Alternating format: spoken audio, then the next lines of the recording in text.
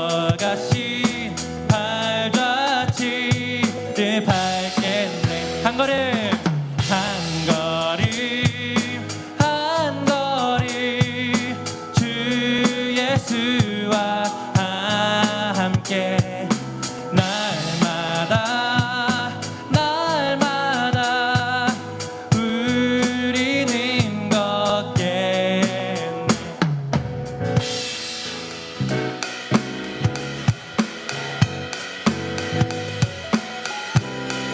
어린아이 같은 어린아이 같은 우리 미련하고 약하나 주의 손에 이끌리어 생명길로 가게. 우리 한 번 더. 어린아이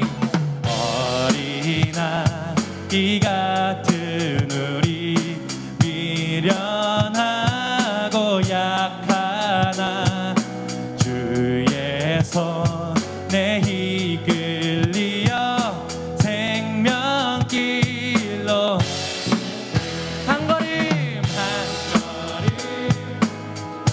걸음 주 예수와 함께 날마다 날마다 우리는 걷게.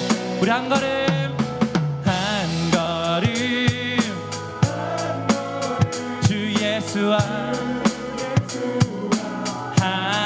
함께 날마다 날마다 우리 목소리를 합니다. 한 걸음 한 걸음 한 걸음 주 예수와 함께 날마다 날마다 우리는 걷게. 한 걸음 한 걸음 주 예수와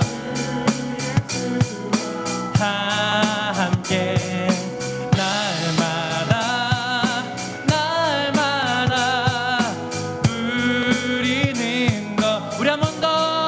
한 걸음 한 걸음 한 걸음 주 예수와 함께 날마다 날마다 우리는 걷게.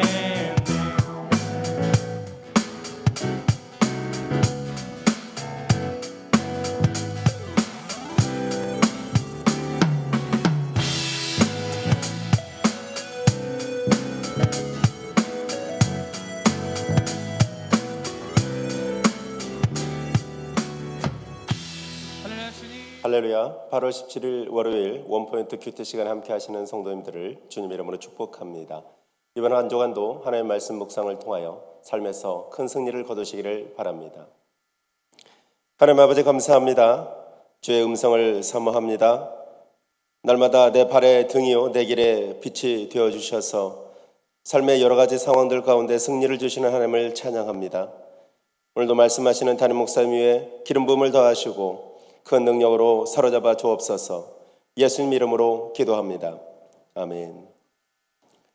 오늘 시간 하나님께서 주신 말씀은 이사야 63장 1절에서 6절까지의 말씀입니다. 구약성경 1044면에 있습니다. 오늘 이사야 말씀 우리 한 목소리로 합독하시겠습니다. 에돔에서 오는 이는 누구며 붉은 옷을 입고 보스라에서 오는 이 누구냐? 그의 화려한 의복 큰 능력으로 걷는 이가 누구냐? 그는 나이니 공의를 말하는 자요 구원하는 능력을 가진 이니라. 어찌하여 내 의복이 붉으며 내 옷이 포도즙 틀을 밟는 자 같으냐? 만민 가운데 나와 함께한 자가 없이 내가 홀로 포도즙 틀을 밟았는데 내가 노함으로 말미암아 무리를 밟았고 분함으로 말미암아 짓밟았으므로 그들의 선혈이 내 옷에 튀어 내 의복을 다 더럽혔음이니 이는 내 원수 갚는 날이 내 마음에 있고 내가 구속할 해가 왔으나 내가 본즉 도와주는 자도 없고 붙들어주는 자도 없으므로 이상하게 여겨 내 발이 나를 구하라며 내 분이 나를 붙들었음이라. 내가 노함으로 말미암아 만민을 밟았으며 내가 분함으로 말미암아 그들을 취하게 하고 그들의 선혈이 땅에 쏟아지게 하였느니라. 아멘. 이 시간 하나님의 분노를 옷 입은 심판주라는 제목으로 담임 목사님께서 말씀 선포하시겠습니다. 네, 오늘도 복된 월요일 우리 아침부터 여러분 말씀과 동행하는데 정말 내 길의 등이요 빛이요. 이것은 세상은 어두워요. 그래서 하나님 말씀의 나침반이 아니면 우리가 정말 진리의 길을 갈 수 없어요. 진리를 말한다고 진리가 아니고 진리를 주장한다고 진리가 아닙니다. 진리는 성경 말씀이 진리인 거예요. 그래서 우리가 말씀 속으로 들어가는 것은 진리 속으로 들어가는 것이다. 성령님은 어떤 분이신가 하면 우리를 말씀 속으로 집어넣는 분이셔요.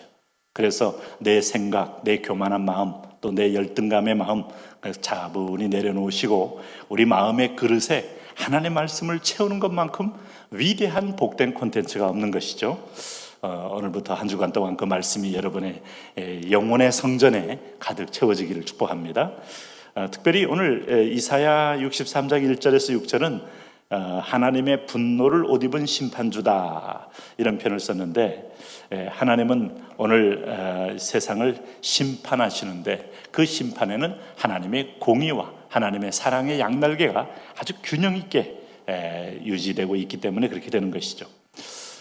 탈무드를 보면 재미있는 얘기가 나옵니다. 그것은 뭔가 하면 아주 악해서 지옥 갈 사람에 대해서 나옵니다. 그런데 이 사람이 평생 악한 게 아니고 가끔은 선한 일을 할 수가 있어요. 그러니까 부모님께 효도를 한다든가 형제들에게 뭔가 자기가 가지고 있는 조폭이라도 자기가 가지고 있는 것은 형제들에게 의리로 나눠준다든가 그렇게 할 수 있어요. 또 하나님께 구원받은 선한 백성일지라도 항상 복되게 사는 게 아니고 하나님을 떠나고 욕심을 챙기고 또 죄를 질 수가 있어요. 그래서 악한 자들은 이 땅에서 그들이 행한 선한 대로 누리도록 그냥 놔두고 하나님의 자녀들은 이 땅에서 연단과 고통으로 어떤 면에서 그 자기의 악행에 대해서 징계를 통하여 하나님은 균형을 맞춘다. 이런 얘기가 있어요. 이게 탈무드 얘기인데 아마 오랫동안 성경에 묵상했던 유대인들의 그 지혜 속에서 아마 그렇게 세상을 본 것이라고도 볼 수 있겠어요. 어쨌든 여러분 하나님께서 지금 오늘 보시면 특별히 에돔에서 오는 이가 누구냐라고 말했는데 여러분 에돔이야 우리가 잘 아는 대로 그야말로 하나님의 백성을 대적한 상징적인 족속이죠. 네? 그러니까 에돔은 부모의 믿음의 신앙을 저버린 족속입니다. 그리고 이방 여인을 맞아들여서 이방의 사상, 이방의 우상을 자기의 주신으로 삼은 하나님의 원수가 된 족속들을 가리키죠. 여러분 이것은 아브라함의 서자인 이스마엘의 자손들인 걸 아시죠? 노아가 그 딸들에게서 낳은 아들들이 있어요. 그게 모압과 암몬입니다. 이들과 함께 가나안의 자손들로 평생 이스라엘의 원수 노릇을 하는데 참 한 혈통에서 나왔지만 그 영적 소속에 따라서 어떤 아비를 섬기느냐에 따라서 우리는 한 지체가 되기도 하고 원수가 되기도 하는데 에돔은 바로 그런 족속입니다. 그래서 우리는 사실은 한 아담에게서 나온 사람들로 이 땅에 75억의 인구가 처해 있지만 다 자기가 섬기는 주신에 따라서 영적으로 우리가 친구가 될 수도 있고 결코 친구가 될 수 없는 무리들로 이 땅에 다 속해 있다 이 말이죠. 그래서 그리스도와 벨리알, 빛과 어둠, 오늘 믿는 자와 믿지 않는 자, 멍에는 같이 맬 수 없어요. 사명의 멍에, 비전의 멍에, 어떤 면에서 보면 꿈의 멍에 결코 함께 할 수 없어요. 우리가 이 세상이라는 공동체에서 함께 땅을 디디고 살긴 하지만 소속이 완전히 틀린 거예요. 그래서 우리가 이제 소위 다민족 국가에 가면은 예를 들면 이태리라든가 또 프랑스라든가 미국이라든가 여름철에 전 세계에서 여행객이 몰려오지 않습니까? 그 땅에 디디고 있다고 해서 그 땅 거민이 아니잖아요. 다 자기 나라 본국의 여권을 들고 온 사람들 아니겠어요? 결국은 잠시 여행 기간이 끝나면 다시 본국으로 돌아갈 사람들인데 우리는 누구냐? 우리의 시민권은 하늘에 있다. 천국의 시민권자다. 그래서 인종보다 오늘 지상의 어떤 경계선에 의해서 만들어진 여권보다 더 위대한 여권은 천국 여권을 가진 것이다. 근데 거기에 대하여 내 백성을 끊임없이 공격하는 적대 세력이 있어요. 여러분 인류 역사 이후로 적대 세력이 없는 적은 없습니다. 그래서 우리 과거에는 제1차 세계대전, 제2차 세계대전을 통하여 연합국이 결성이 되고 또 거기에 나치즘이나 또 아니면 군국주의나 이런 세력과의 또 대결이 있었습니다만, 오늘날에는 이제 냉전 시대 때는 또 민주진영, 공산진영, 또 지금은 어떻습니까? 또 아직도 남아있는 거대한 어떤 중국이라는, 베트남이라는 공산 세력과 또 북한 세력과 그리고 또 초강대국끼리의 또 갈등, 번민 이런 걸 통해서 견제와 균형을 통해서 적대 세력이 늘 있게 돼 있어요. 근데 오늘 영적인 적대 세력은 딱 하나입니다. 물론 정치적으로 변하는 게 아니에요. 그게 뭔가 하면 어둠의 자식들, 그러니까 에돔이라고 할 수 있어요. 사도행전 12장에서 교회가 막 부흥할 때, 교회를 멸절시키려고 도전할 때, 그거는 절대로 세상의 어떤 이들에게 있어서 정치적인 세력은 아니에요. 배후에 정말 복음의 생명력을 알고 이 생명력의 전염성을 아는 사탄이 막아보겠다고 정치를 동원하고, 어떤 면에서 율법주의자를 동원하고, 어떤 면에서 보면 유대인이나 헬라인을 다 동원해서라도 기어코 막으려고 시도하는 걸 보면, 이 어둠의 영도 참 굉장히 그 세력권을 가지고 인종을 초월하고 경계를 초월하면서 하나님 복음을 막으려 한다 이 말이죠. 우리가 이제 남은 전쟁은 이런 공중 권세 잡은 자와의 전쟁밖에 없어요. 그래서 우리가 열방의 복음을 위하여 나갈 때 각 문화권별로 또아리를 틀고 있는 세력이 있어요. 마치 바빌론에 가면은 상고의 영, 사치의 영, 어떤 음란의 영, 우상숭배의 영이 거기 하나에 결집되어서 강력한 본부를 형성하듯이, 지역권별로도 그 지역에 오랫동안 그 지역을 지배했던 어둠의 영들이 복음이 접근할 때마다 진지에서 나와서 아마 공격을 할 수 있어요.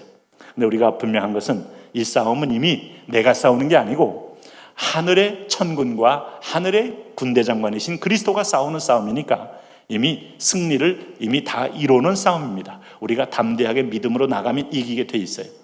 그런 의미에서 보면 여기 3절에 보면, 오늘 이 만민 가운데 나와 함께한 자가 없이 내가 홀로 포도즙 틀을 밟았는데, 내가 노함으로 말미암아 무리를 밟았고 분함으로 말미암아 짓밟았으므로 그들의 선혈이 내 옷에 튀어 내 의복을 다 더럽혔으니. 4절에 이는 내 원수 갚는 날이 내 마음에 있고 내가 구속할 해가 왔으나. 이것은 1차적으로는 남은 자를 가리킵니다. 믿음의 구루터기, 믿음의 후손, 아브라함의 후손을 가리켜요. 에서의 후손과 소위 아브라함의 후손은 이삭의 후손과 소위 이스마엘의 후손이 다르듯이 오늘 남은 자를 가리키는데, 이 남은 자의 진정한 그 영적인 예표는 예수 그리스도를 가리키는 거예요. 예수님은 위너요, 참 세상의 승리자다 하는 걸 알 수 있어요. 그래서 시편 8편에 보면 인자가 무엇이가 내 만물을 그 발 아래 두셨으며 하는 표현이 나오는데, 이게 단순히 다윗에게 한 말이 아닙니다. 누가 사람 밑에서 만물을 그 발 아래 둡니까? 오늘 주님께서 죽고 부활하면서 만물이 그 발 아래 있다고 오늘 신약의 에베소서는 또 말하고 있지 않습니까? 그리고 그 안에서 만물이 통일된다고 하지 않습니까? 회복된다는 거예요. 그러면 영적 전쟁에서 승리해서 만물을 다스리고 만물을 회복시키는 이 권세, 그 권세의 첫 번째 단계는 대적을 깨뜨리는 데서 있다. 여기 이제 나는, 내가 이게 절마다 엄청나는데, 주권자 그리스도, 우리는 그분이 이 땅에 등장하는 날에 정말 너희는 세상에서 환난을 당하나 담대하라, 내가 세상을 이겼노라 하는 승리의 계가를 부르게 됩니다. 이미 지금 주님께서 오셨고 승리하며 올라가셨어요. 승리의 영이 우리 가운데 계셔요. 승리의 주가 우리 가운데 계셔요. 그래서 너희 가운데 그리스도가 나타나면 마귀의 일이 멸하여지는 거예요. 오늘 내가 나타나고, 오늘도 내 욕심이 나타나고 거짓의 아비가 나타나면 마귀가 친구 삼지만, 오늘 그 세력을 죽이고 홍해에 수장시켜버리고 오늘 할례를 통하여 잘라버리고 내 마음속에서 그리스도가 나타나면 사단이 두려워 떨고 사단이 결박되고 사단이 오늘 무적행소로 들어가게 되는 것이죠. 할렐루야. 그런 승리를 우리가 보면서 오늘 홀로 심판을 행하시는 이유를 성경은 4절에서 5절 이렇게 말합니다. 이는 내 원수 갚는 날이 내 마음에 있고 내가 구속할 해가 왔으나 내가 본즉 도와주는 자도 없고 붙들어주는 자도 없으므로 이상히 여겨 내 팔이 나를 구원하여 내 분이 나를 붙들었음이라. 도와주는 이가 없을 때 주님은 홀로 오셔서 대적을 깨뜨리고 오늘도 하나님의 구속의 해를 우리에게 이어 선포하신다 하는 말씀을 보여주고 있습니다. 이 부분에 어떠한 인간, 어떠한 사람, 어떠한 단체의 개입이 없는 거예요. 주권자 하나님이 전적으로 이 싸움을 이끌어가고 수용한다. 우리가 하는 일이 뭐냐?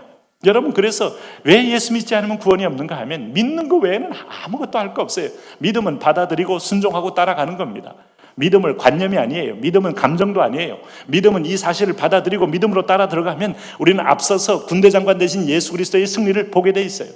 오늘도 수많은 여러분 중앙아시아에 가면 우리 김삼성 선교사님 얘기 들으면 알마티에서 교회를 세울 때 얼마나 많은 귀신들의 공격을 받았지만은 교회 주일날 올 때마다 그리스도 이름으로 내어쫓고 하면서 그 선교사님 한 분이 현지인 교회 5,000명을 이루는 걸 보니까 여러분, 어느 지역을 가도 어느 대적을 가도 두려워할 게 없습니다. 그놈은 그놈이기 때문에. 그래서 우리가 그리스도 이름으로 승리하게 되는 것입니다. 오늘도 오직 우리가 영광과 존귀로 관쓰신 예수를 보니 이것이 답이에요. 이 주님을 바라보며 오늘도 승리를 누리시길 바랍니다. 하나님 아버지, 왕 되신 주님, 구원의 주님, 승리의 주님, 그리고 회복의 주님, 내 주님 되신 것을 감사합니다. 오늘도 주님과 동행하며 승리를 누리게 하여 주옵소서. 예수님 이름으로 기도합니다. 아멘.